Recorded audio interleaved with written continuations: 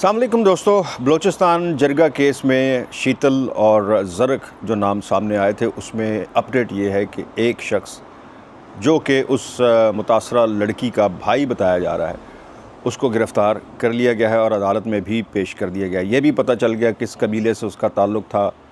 और आपको एक और बात भी बता दूं कि अब विक्टिम ब्लेमिंग का सिलसिला जो है वो भी बड़ी तेज़ी से शुरू हो गया। आपको ये जानकर हैरानगी होगी कि आज सुबह, ये मैं अपने पास से कुछ नहीं बता रहा हूँ मैं आपको, वैसे तो कहानियाँ बहुत सी अब तक सामने आई हैं इस केस के हवाले से, कहानियाँ हैं। मैं आपको सिर्फ वो बता रहा हूँ जो सरकारी तौर पर आज नवाब सरफराज बुगटी जो हैं, जो वज़ीर आला बलूचिस्तान, उन्होंने भी आज सुबह प्रेस कॉन्फ्रेंस की है।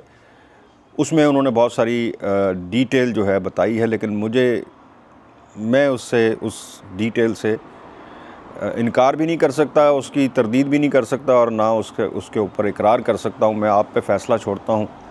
सुनने के बाद आप क्या फ़ैसला करते हैं, आप क्या सोचते हैं, ये ज़रूर मुझे कमेंट में भी बताइएगा।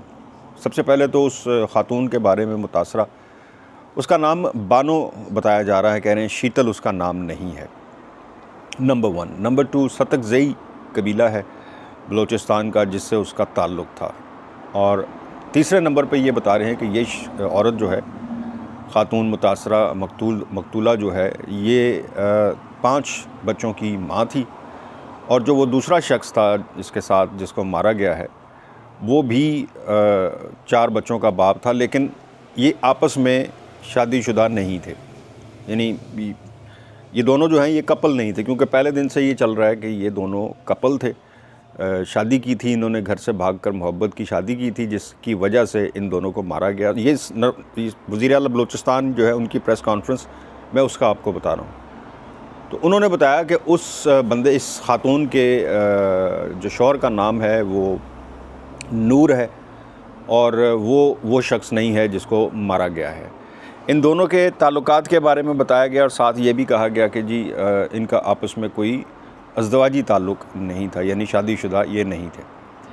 ख़ातून का जो भाई है उसको शनाख्त कर लिया गया था उस वीडियो के थ्रू जो पोस्ट हुई थी, इनकी अपनी तरफ से वायरल हुई थी। उसमें जो भाई है उसको गिरफ़्तार करके अदालत में पेश कर दिया गया है।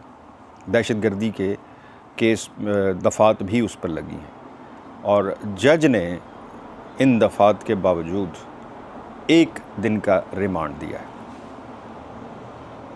1 दिन। चोरी के मुकदमे में भी पुलिस को 7 दिन का रिमांड दिया जाता है। इस केस में इतना खौफनाक केस जो अच्छा, आज आपको मैं बताऊं कि आज इंटरनेशनल मीडिया में भी ये रिपोर्ट हुआ है। आज मैं सुबह उठ के यूके का मीडिया देख रहा था, उसमें भी ये रिपोर्ट हो चुका है। और पाकिस्तान की जो रिपोर्ट्स हैं पुलिस की तरफ से, उसमें एक शख्स जो भाई है उसको बताया गया है कि गिरफ़्तार किया गया है, लेकिन यहाँ पे जो इंटरनेशनल मीडिया रिपोर्ट कर रहा है वो 11 लोगों को बता रहे हैं जो जरगे में थे, उनको मुबैना तौर पर गिरफ़्तार कर लिया गया है, लेकिन पाकिस्तान में सिर्फ एक शख्स की गिरफ़्तारी का बताया गया। अच्छा, अब कह ये रहे हैं कि ये जो मैंने कहा कि और बहुत सी कहानियाँ सामने चली आ रही हैं। 1 दिन का रिमांड तो हो गया, 1 दिन के रिमांड में पुलिस क्या साबित कर लेगी? और नवाब सरफराज बुगटी जो हैं वो ये कह रहे हैं कि जी इस केस में चाहे उनका आपस में कोई अज़दवाजी ताल्लुक़ नहीं था, मियाँ बीवी नहीं थे, लेकिन किसी को कत्ल करने का हक़ नहीं है। मैंने 2 दिन पहले, बल्कि परसों शायद, जब ये वाक़या हुआ था उस दिन जो मैंने आपको बताया था कि 385 मुकदमात 2024 में ये गैरत के नाम पर जो कत्ल हुए थे उन पर दर्ज हुए थे, और उसमें अभी तक किसी एक भी जिरगे वाले को या किसी ताकतवर को सज़ा नहीं हुई। अब आप इससे अंदाज़ा लगा लें कि आज जो हुआ है, जो 1 रोज़ का रिमांड हुआ है, उसमें आपको कितनी उम्मीद नज़र आ रही है कि इस केस में भी उस ख़ातून के साथ कोई इंसाफ होने जा रहा है। बहरहाल ये कहानी अब तक सामने आई हैं जी। ये कहानियाँ कह लें, सच्चाई कह लें, फैक्ट्स कह लें, जो भी आप इसका नाम दे दें, मैं इससे इत्तेफाक नहीं करता हूँ। जो ये बताया गया है कि जी वो घर से भाग गई थी और उसके बाद 3 महीने के बाद वापस आ गई, फिर खामिद जो है उसको वापस कर दी उसके बहन भाइयों ने। और जब ये बंदा वापस आया है, वापस आकर ये बंदा ब्लैकमेल कर रहा था इस लड़की को, इस ख़ातून को, वो वीडियोज़ के थ्रू। तो इनके भाइयों को पता चला तो उन्होंने उस शख्स को लिया और उसको मारने के लिए जा रहे थे, तो साथ इसने बचाने की कोशिश की तो इसको भी साथ ले गए और इसको भी मार दिया। ये कहानी भी एक सामने आई है, लेकिन इसका भी कोई सर पैर नहीं मिला किसी तरफ से भी। बहुत सारी कहानियाँ जो है ना अब वो सर्कुलेट कर रही हैं, लेकिन एक रोज़ का जिस्मानी रिमांड सुन के यकीन करें कि मैं कितनी देर सोचता रहा कि यार चोरी के मुकदमे में भी किसी को पकड़ते हैं तो 4-5 दिन तो अदालत जो है वो रिमांड दे देती है, लेकिन इस केस में तो सिर्फ़ 1 दिन का रिमांड देकर हमारे कानून ने और अदालतें, ख़ासकर मैं अदालतों पे हैरान हूँ यार।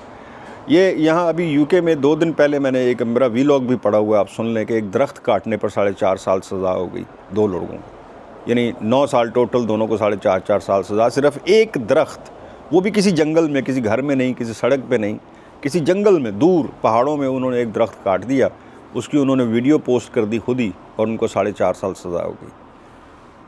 और यहाँ दिन दहाड़े सरेआम 2 लोगों को गोलियां मारकर कत्ल कर दिया। मैं आज भी इस बात पर कायल हूँ कि जिस तरह उस बानो नाम है या शीतल, जो भी आप उसको नाम दे लें, जिस तरह उसने गोलियां खाई हैं सामने खड़े होकर और किसी को कहा कि हाथ नहीं लगाना मुझे, तुमने गोलियां मारनी है, तुम अपना काम करो पर मेरे जिस्म को छूना मत।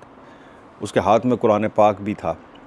ये सारी बातें सुनने के बाद ये यकीन नहीं आता कि उसके 5 बच्चे भी थे और उसका ताल्लुक़ भी किसी और के साथ था, वो उसके साथ ताल्लुकात बना के भी बैठी हुई। जो इतनी कुरान पे यकीन और यकीन रखने वाली औरत थी, वो इस किस्म की हरकतें करती फिर रही थी और उस पर अब ये इल्ज़ाम लग रहे हैं। बहरहाल ये हमारी एक फ़रसुदा किस्म की जो हमारी एक हमेशा से चली आ रही है रवायत, विक्टिम ब्लेमिंग की, शायद मेरा ख़्याल अब उसका सामना करना पड़ेगा उस खातून को भी और जो साथ मर गया है उसको भी। ये एक नई अपडेट आई थी आज, मैंने कहा आपके साथ शेयर करूं। मुझे दें इजाज़त, अल्लाह हाफ़िज़।